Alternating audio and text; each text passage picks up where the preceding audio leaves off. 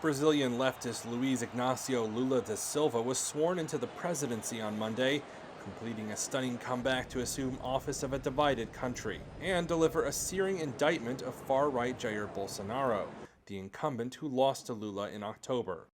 Lula won just 3 months after he left prison. He had been charged with corruption, and more than a decade after his first 2 terms in power. He's vowed a drastic change for a Brazil plagued by hunger, poverty, and racism. And in a speech to Congress after he officially took the reins, he made a veiled threat towards his predecessor without mentioning Bolsonaro by name.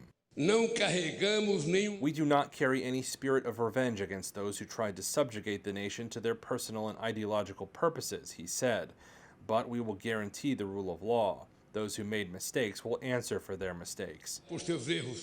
Bolsonaro rattled Brazil's young democracy with baseless claims of electoral weakness that spawned a violent movement of election deniers, some of which have camped out in front of army barracks and called for a military coup.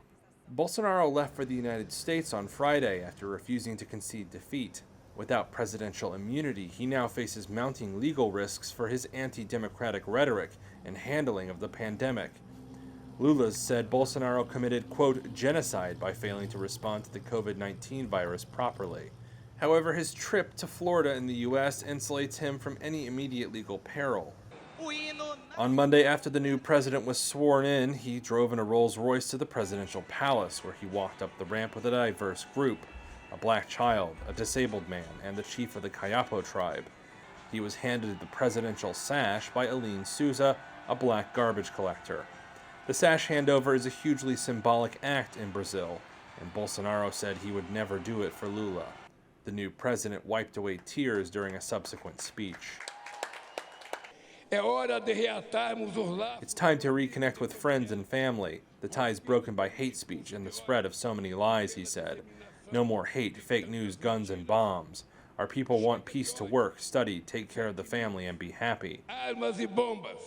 Silva. In his first decisions as president, Lula restored the power of Brazil's Environmental Protection Agency to fight illegal deforestation, which had been weakened under Bolsonaro. He also revoked the former president's looser gun policies, which saw gun ownership soar in Brazil.